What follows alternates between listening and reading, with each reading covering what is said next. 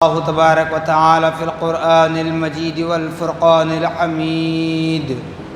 أعوذ بالله من الشيطان الرجيم. بسم الله الرحمن الرحيم.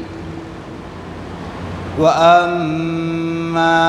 بنعمة ربك فحدث. صدق الله العظيم وصدق رسوله النبي الأمين الكريم، ونحن على ذلك لمن الشاهدين والشاكرين والذاكرين والصابرين، والحمد لله رب العالمين. قال الله تبارك وتعالى في شأن حبيبه المصطفى ورسوله المجتبى صلى الله تعالى عليه وسلم: إن الله وملائكته يصلون على النبي يا أيها الذين آمنوا صلوا عليه وسلموا تسليما.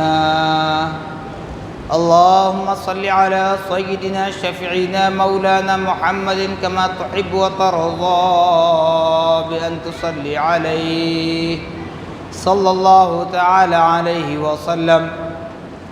نبی اور آل نبی پر پھر ایک مرتبہ آواز بلند درود پاک پڑھیں. اللہم صلی علی سیدنا شفیعنا مولانا محمد معدود والکرم منبع العلم والحلم والحکم وآلہ واصحابہ وبارک وسلم. صلاۃ و سلاما علیک یا رسول اللہ صلی اللہ تعالی علیک وعلی آلک واصحابک وازواجک وذریاتک واہل بیتک اجمعین. سبحان ربک رب العزة عما یصفون وسلام علی المرسلین والحمد للہ رب العالمین. الحمدللہ، تمام تعریفیں اس ذات اقدس کے لیے ہیں جو سارے عالموں کا پروردگار ہے، جس نے ساری کائنات کو پیدا فرمایا، ساری کائنات کو روزی دے رہا ہے، میدان محشر کا مالک و مختار ہے.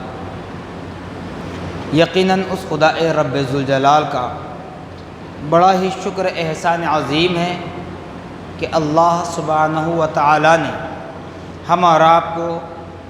اپنی تمام پیدا کردہ مخلوقات میں انسان بنا کر پیدا فرمایا، ساتھ ہی ساتھ ہمیں اشرف المخلوقات کے درجے سے بھی سرفراز فرمایا. اللہ رب العالمین کا بڑا ہی شکر احسان عظیم ہے کہ رب کعبہ نے ہم اور آپ کو اپنے نبی مکرم رسول محتشم صاحب لولاک باعث تخلیق کائنات فخر موجودات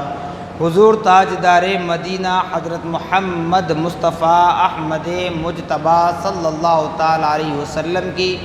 امت بابرکت میں پیدا فرمایا. صاحبوں، جیسا کہ قرآن مقدس کی آیت مبارکہ کو تلاوت کیا گیا، اس آیت مبارکہ میں اللہ رب العالمین ارشاد فرما رہا ہے: وَأَمَّا بِنِعْمَةِ رَبِّكَ فَحَدِّثْ، کہ لوگو تم اپنے معبود حقیقی یعنی خدائے برحق کا، اس کی نعمتوں کا شکر بجا لاؤ. کیونکہ اللہ پاک قرآن مقدس میں ایک جگہ ارشاد فرماتا ہے: جو بندے اللہ پاک کی نعمتوں پر شکر بجا لاتے ہیں ان لوگوں کے لیے قرآن پاک بشارت دے رہا ہے: لَإِن شَكَرْتُمْ لَأَزِدَنَّكُمْ، کہ اے لوگو، اے بندگان خدا، اگر تم اپنے رب کی نعمتوں کا چرچا کرو، اپنے رب کی نعمتوں پر شکر بجا لاؤ، اپنے رب کی نعمتیں پا کر اللہ کی پاکی بڑا ہی بیان کرو، تو قرآن تمہیں یہ بشارت دے رہا ہے: لَإِن شَكَرْتُمْ لَأَزِدَنَّكُمْ. کیونکہ یہ اللہ پاک کا وعدہ ہے. اللہ تعالیٰ فرما رہا ہے: جو بندہ میری نعمتوں پر شکر بجا لاتا ہے میں اس کی نعمتوں میں اور بھی اضافہ کرتا ہوں، اور بھی اضافہ کرتا ہوں۔ وَلَئِن كَفَرْتُمْ، اگر کوئی انکار کرے، انکار سے مراد خدا کی ذات کا انکار کرنا یا خدا کی ذات میں کسی کو شریک کرنا، یہی صرف انکار نہیں ہے، بلکہ اللہ پاک نے ہمیں جن جن نعمتوں سے سرفراز فرمایا ہے ان نعمتوں کو چھپا کر دنیا کے سامنے کہنا کہ میرے پاس کچھ نہیں ہے، میں غریب ہوں، میں لاچار ہوں، میں مجبور ہوں، میں بے سہارا ہوں، اس طرح کے الفاظ کا استعمال کرنا یا ایسی نیت اپنے دل میں بنائے رکھنا، ان کے لیے قرآن خبردار کر رہا ہے وَلَئِن كَفَرْتُمْ إِنَّ عَذَابِ لَشَدِيدٌ، اے بندگان خدا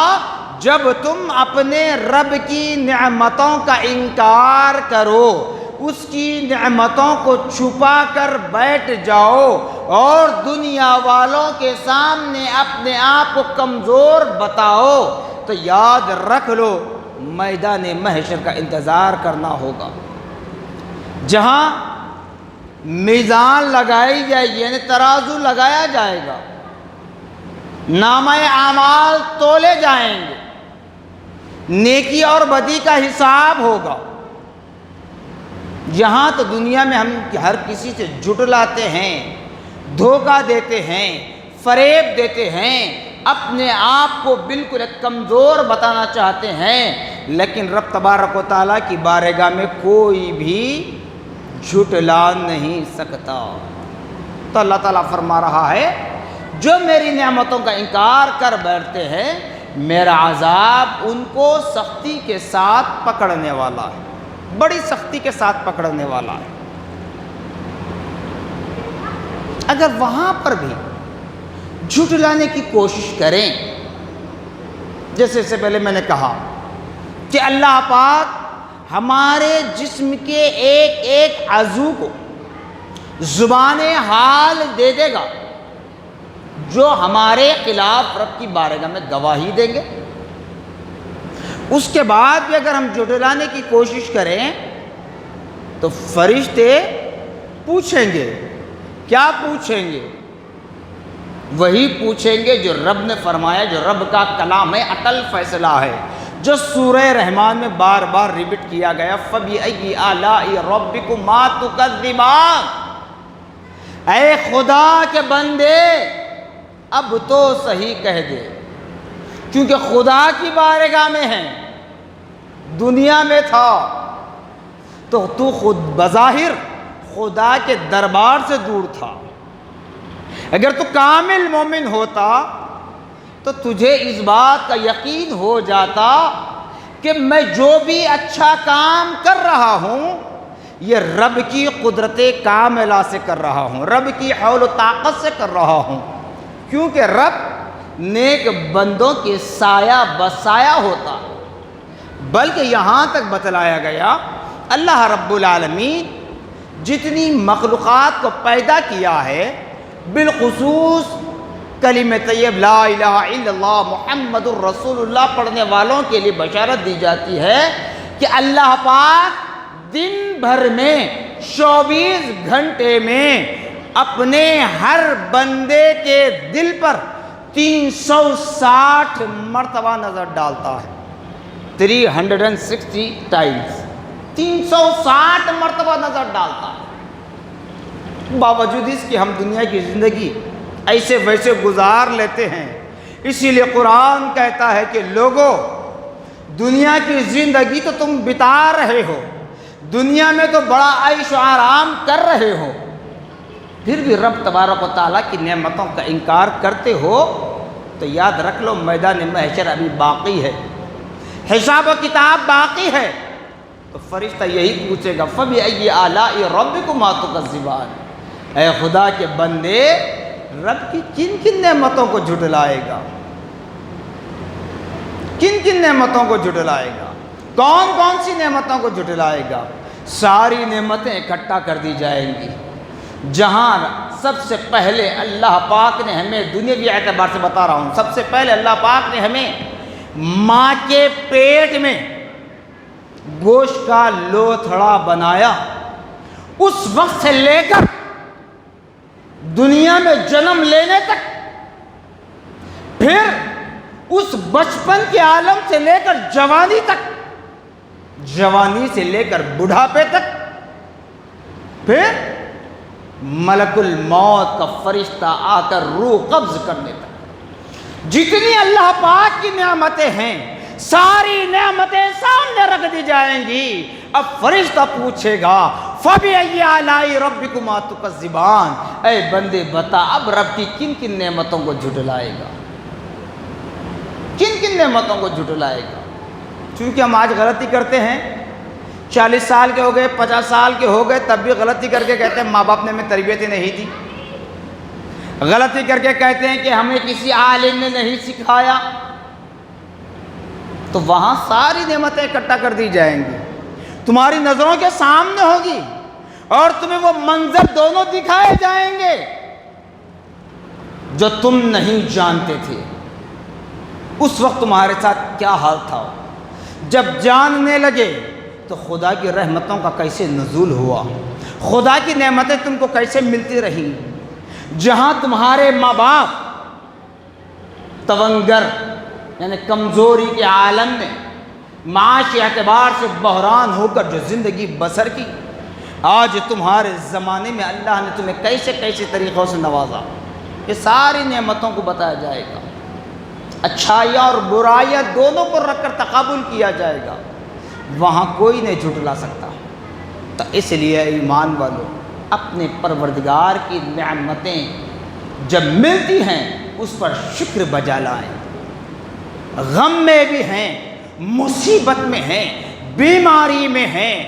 ظلم و ستم برداشت کر رہے ہیں، ایسے وقت بھی خدا کو یاد کرو، خدا کی حمد و ثنا بیان کرو، خدا تمہارا حامی و مددگار ہو جائے گا،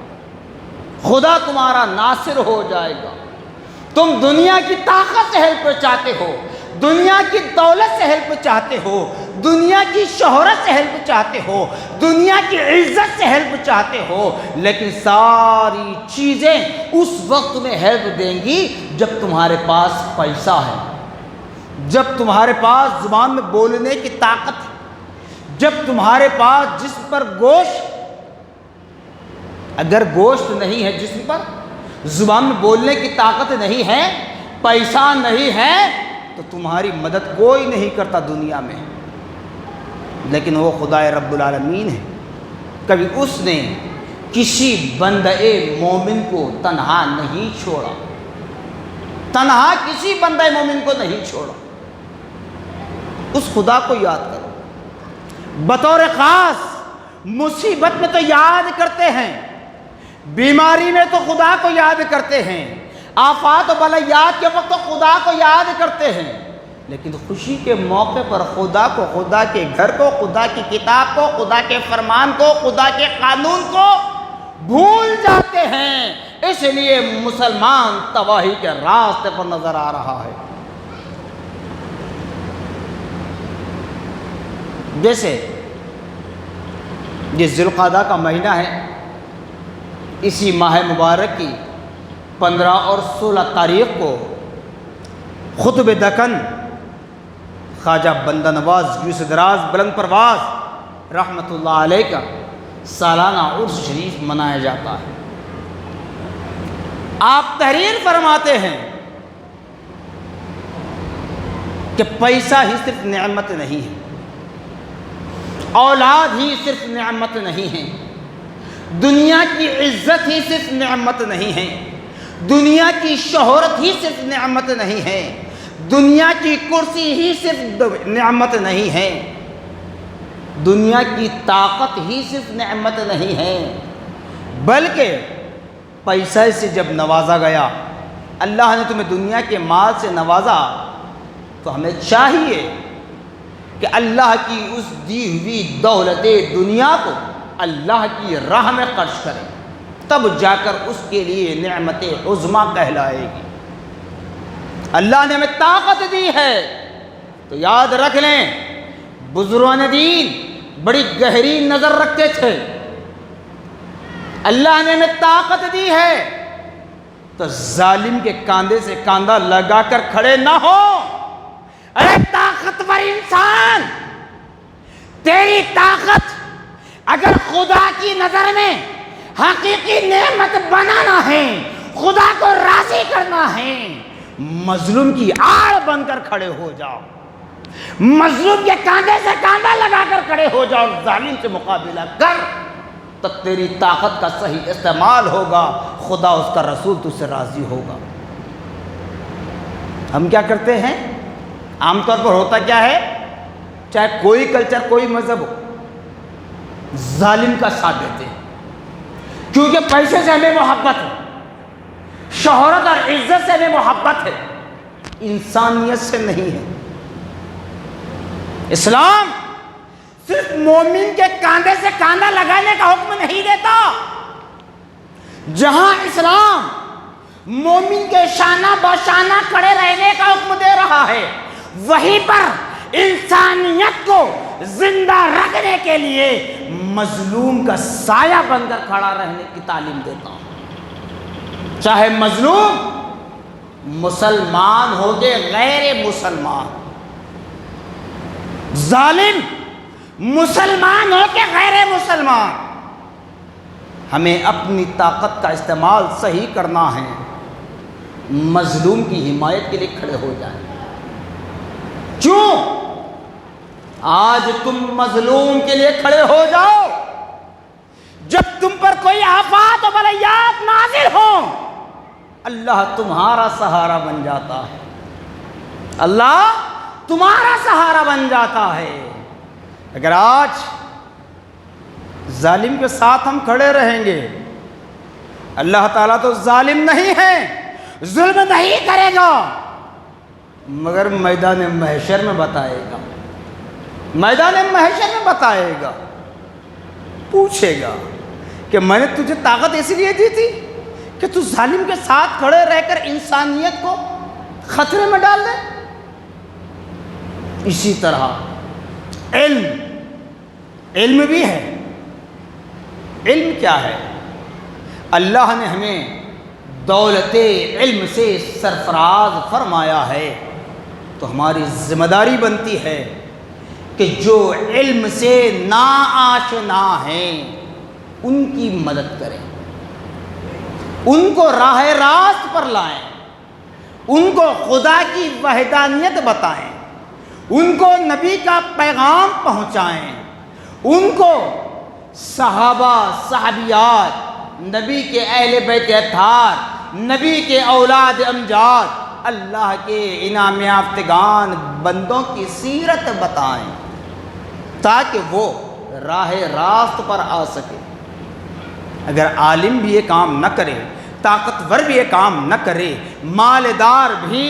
کسی غریب مسکین محتاج مجبور کا سہارا نہ بنے، تو اس کا رزلٹ سن لیں۔ میدان محشر جو برپا ہوگا، وہاں حساب و کتاب ہونے کے بعد، فیصلہ ہونے کے بعد، ججمنٹ ہونے کے بعد، جب ڈگریاں دی جاتی ہے، راستہ ایک ہی ہے،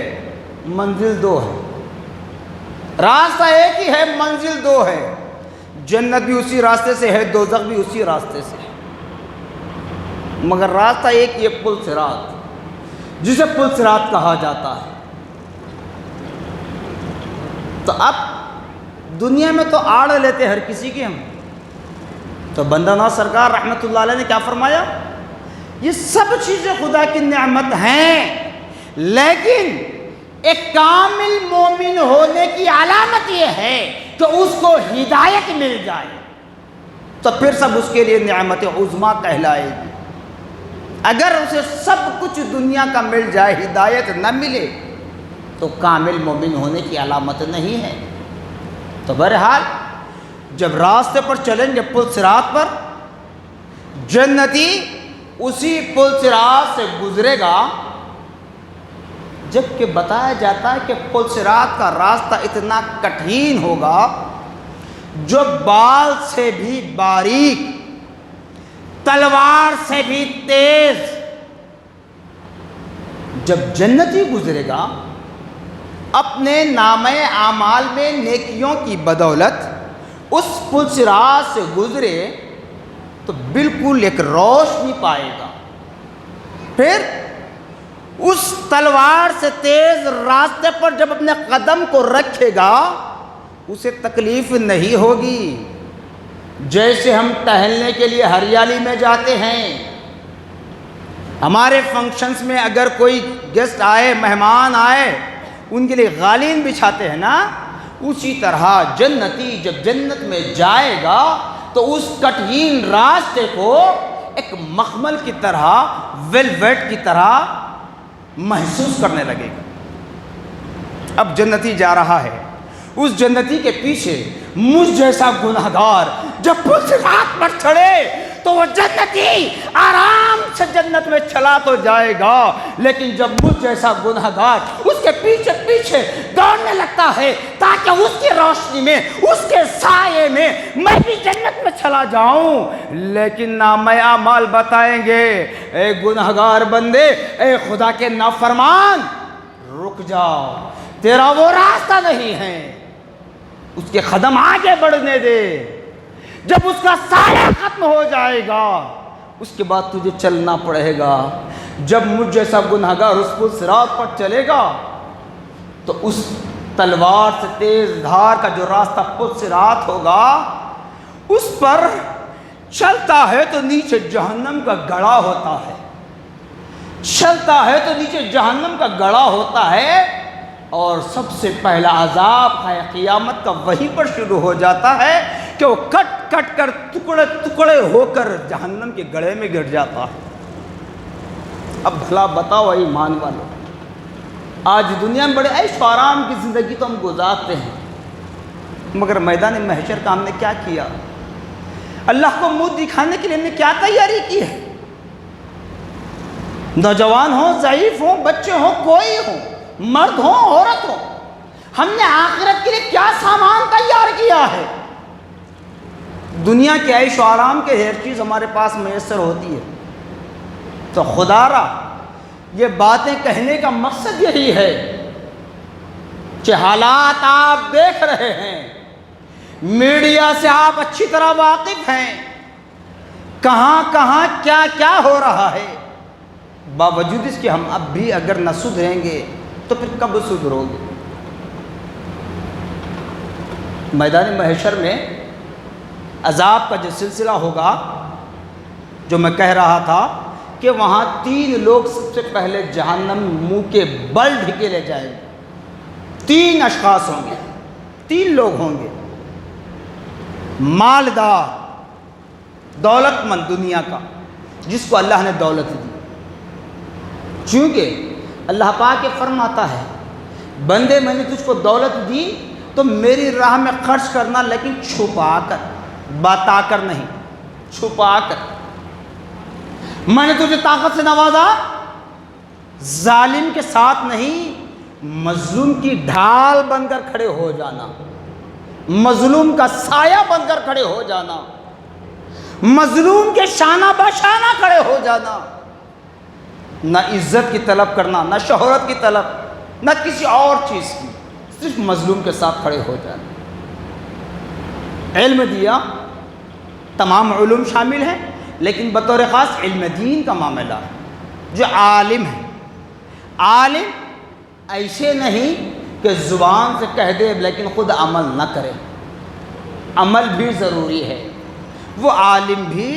میدان محشر میں منہ کے بل ڈھکیلے جائیں گے۔ وہ کون سے عالم ہیں، وہ کون سے دولت مند ہیں، وہ کون سے طاقتور ہے جو آج اپنے آپ کو پہلوان کہتے ہیں اور دنیا کی عام زبان میں اپنے آپ کو راؤڈی شیٹر کہتے ہیں، غنڈہ گردی کرنے والے، ناحق کسی کا مال لوٹنے والے۔ تو بہرحال اللہ تعالیٰ میدان محشر میں جہنم کے فرشتوں کو حکم دے گا ان 3 لوگوں کو سامنے لایا جائے تاکہ سب کو معلوم ہو اور سب کی باری آنے سے پہلے یہ دیکھ لے کہ وہ عالم ہیں، وہ دولت مند ہے، وہ طاقتور ہے، دنیا میں اپنا رعب و دبدبا تو بتلاتے تھے، لیکن جب رب کی قدرت کے سامنے آ جائے تو اس کا علم کیا بتاتا ہے، اس کی دولت کیا نتیجہ دیتی ہے، اس کی طاقت کیا رزلٹ دیتی ہے، سب پر عیاں ہو جائے۔ حساب ہوگا، حساب ہونے کے بعد جو دولت مند ہے وہ خدا کی راہ میں خرچ نہ کرے، اپنی عیش و آرام کے لیے عیاشی، عیاری، مکاری، شہرت، جیسے شادی بیاہ کے موقع پر آتش بازی، پٹاخے، بینڈ باجا، نہ جانے اور کیا کیا چیزوں پر لٹا دیتے ہیں پیسہ بے فضول کے، جو حرام میں جاتا ہے۔ اور میں نے بارہا کہا، گزشتہ جمعہ بھی کہا، رمضان کے بعد سے یہی ٹاپک کر رہا ہوں کہ کوئی مرتد ہو رہی ہے، ہو رہا ہے، سب اپنی جگہ ہے، ہر نوجوان اپنی ذمہ داری کو سمجھے، سادگی سے سنت رسول پر نکاح کرے، یہ فضول خرچی کو چھوڑ دے تو یہ ساری برائیوں کا خاتمہ بھی ہو جائے گا اور رب کی نعمتیں اسے ملتی رہیں گی۔ اور سب سے مین پوائنٹ یہ ہے کہ ہم شادیوں میں قرضہ لے کر شادیاں کرتے ہیں، انٹرسٹ کا پیسہ حرام، انٹرسٹ لینا بھی حرام، دینا بھی حرام، حرام کا پیسہ لے کر سنت کا کام کر رہے ہیں، تو بتائیے باقی ہے؟ اگر کوئی کہیں گے باقی ہے تو ٹھیک ہے، ایک گلاس میں دودھ لے لیں، ایک گلاس میں دودھ لے لیں، اب اس پر کوئی کیڑے مکوڑے کی غلاظت گر جائے، آپ پیئیں گے؟ نہیں، میں اتنا سا دودھ نکال کے پھینک دوں گا، باقی پی لوں گا، کوئی کرے گا عمل؟ یہ کوئی نہیں کرتا۔ تو اسی لیے آپ نے انٹرسٹ کا پیسہ شامل کر کے یہ نہیں کہہ سکتے کہ میں نے سنت پر نکاح کیا۔ میں نے بارہا کہا، نکاح کرتے ہیں مسجد میں اور بارات جاتی ہے بینڈ باجے کے ساتھ، یہ کون سی سنت ہے، کون سا عمل ہے؟ یہ اسی لیے بے ٹوک کہتا ہوں تاکہ کل میدان محشر میں سوائے خدا، اس کے رسول کے فرشتوں کے علاوہ میرا دامن کوئی پکڑ نہ سکے۔ میں اپنی ذمہ داری سے باز رہنا چاہتا ہوں۔ اب عمل کریں یا نہ کریں اپنی اپنی مرضی ہے۔ تو میدان محشر میں دولت مند کے ساتھ بھی یہی ہوگا، طاقتور کے ساتھ بھی یہی ہوگا۔ تو عالم با عمل نہیں، الفاظ اچھی طرح سن لیں، یہ نہ کہنا کہ مولانا نے آج علماء پر طنز کر دیا۔ عالم با عمل نہیں، عالم بے عمل، جو زبان سے تو کہتا ہے خود عمل نہیں کرتا، ایسا عالم وہ بھی جہنم میں منہ کے بل ڈھکیلا جائے گا، جہنم کے گڑھے پر کھڑا کیا جائے گا، پیچھے سے ایسا ڈھکیل دیا جائے گا، منہ کے بل ڈھکیل دیا جائے گا۔ اس وقت کیا کرو گے؟ اس وقت کس کا سہارا لوگے؟ اس وقت کون سی طاقت کام آئے گی؟ اس وقت دولت کہاں سے کام آئے گی؟ ارے یہ دولت شداد کے پاس بھی تھی، قارون کے پاس بھی تھی، فرعون کے پاس بھی تھی، یہ طاقت سب کچھ تھے، لیکن کیا حال ہوا ان کا؟ قرآن ذکر کر رہا ہے، آپ قرآن کو پڑھیں اور سمجھیں اور عمل کرنے کی کوشش کریں۔ خدا را ایمان والو، اللہ اس کا رسول حاضر و ناظر ہے، کسی فرد پر میرا طنز کرنا مقصد نہیں ہے، بلکہ حق بات بتانا مقصد ہے۔ اور آج ہمارا نوجوان جس راہ پر چل رہا ہے اس راہ سے ہٹانا میرا مقصد ہے، یہ میرا نہیں، اسلام کہہ رہا ہے، وہ فرض میں ادا کر رہا ہوں، اس کے بعد اپنی مرضی ہے ہم کیا کریں گے۔ اتنا یاد رکھ لیں ضرور، آج ہم جو عمل کر رہے ہیں کل ہماری معصوم نونہال نسلیں، جو ہمارے معصوم بچے ہیں، وہ بھی کل یہی عمل کر بیٹھیں گے۔ آج ہمارے ماں باپ کا انتقال ہوا، ہم اپنے ماں باپ کی قبر پر نہیں جاتے جی، تو یاد رکھ لیں، یہ امید نہیں کر سکتے کہ کل ہمارے مرنے کے بعد ہماری اولاد ہماری قبر پر آئے، فاتحہ پڑھے، دعائے مغفرت کرے، یہ امید نہیں کر سکتے آپ۔ کیوں؟ حضور پاک صلی اللہ علیہ وسلم نے ارشاد فرمایا، کما تدینا تدان، جیسا کرو گے ویسا بھرو گے۔ موسم آم کا چل رہا ہے، پھل کے اعتبار سے بھی مثال دے دیتا ہوں، آم کا موسم چل رہا ہے، اب اس آم کے موسم میں ہو یا کسی اور موسم میں آپ آم کی گھٹلی ڈال کر یہ نہیں کہہ سکتے کہ آنے والا موسم سیتاپھل کا ہے، مجھے سیتاپھل چاہیے، نہیں کر سکتے۔ جو بیج آپ زمین میں بوئیں گے وہی پودا ہوگا، وہی درخت ہوگا، پھر وہی پھول ہوگا، وہی پھل ہوگا۔ تو جو عمل ہمارا ہوگا وہی عمل ہماری اولاد کا ہوگا، نسلاً بعد نسل، قرناً بعد قرن۔ جو زمانہ ہم گزار رہے ہیں آنے والا زمانہ ہمارے ساتھ وہی سلوک کرے گا۔